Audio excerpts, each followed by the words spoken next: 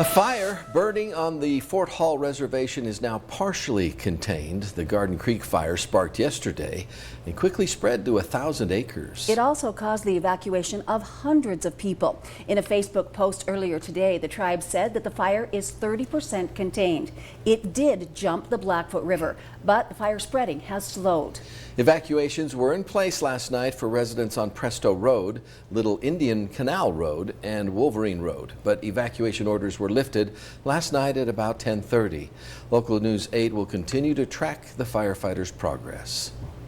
And over 200 trekkers from Utah had to be evacuated due to that wildfire. Local News 8's Ashley Chilcutt met with them to find out how they're dealing with this very sudden change of plans. Ashley. Well, that church group was on a pioneer trek when they got the call to evacuate. I went to the Iona Stake Center where those youth and their leaders were fortunate to get permission to regroup and camp overnight.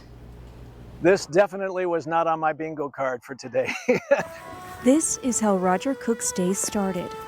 He and other church leaders were staging pioneer trek activities for 250 youth in the Draper, Utah East Ridge Stake. Some may even say it was peaceful. Until it wasn't.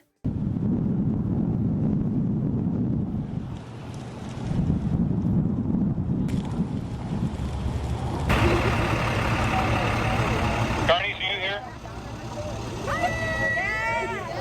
Yes. It's coming your way. This is what those campers saw as they were loaded onto buses and evacuated from the Sellers Creek Ranch campsite. And really, it gave us an opportunity to talk to the kids about what really happened back in the 1800s when their pioneer ancestors came across the plains. They built temples, they built homes, they put everything they had into their communities and then had to leave on the spur of the moment. And so this really is giving them a full pioneer trek experience.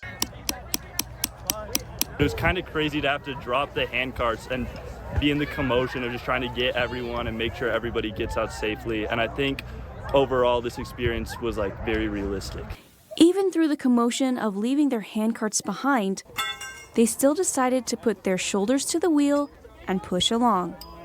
We told the kids, pack your personal items first, sleeping bags, those kinds of things. And if there's time, then we'll take down the tents and everything else. When I heard that we had to evacuate, I was just like super sad that we were gonna have to leave this awesome time we were having. And then there was a lot of confusion because we didn't totally know what we were gonna do, and a lot of commotion of going back and forth and making sure we knew where everybody was. But as we got on the bus and we came here, we all just like started to decompress and have fun again, and I knew everything was gonna be okay.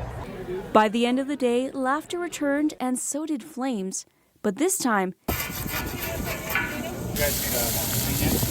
they were sparking up an appetite.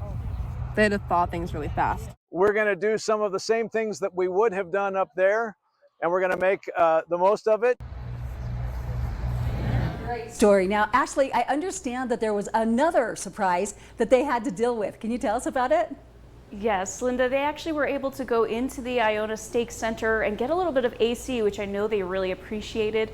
But while they were in there, the sprinklers in the field where they had set up their tents came on, getting their totes and their tents wet. But all things considered, a young woman in the group told me that this is an experience she'll remember for years to come, and it's one that she'll share with her kids. The stake is heading back home tonight, a day early. In studio, Ashley Chilcutt, Local News 8. All right, such a great story. Thanks, Ashley.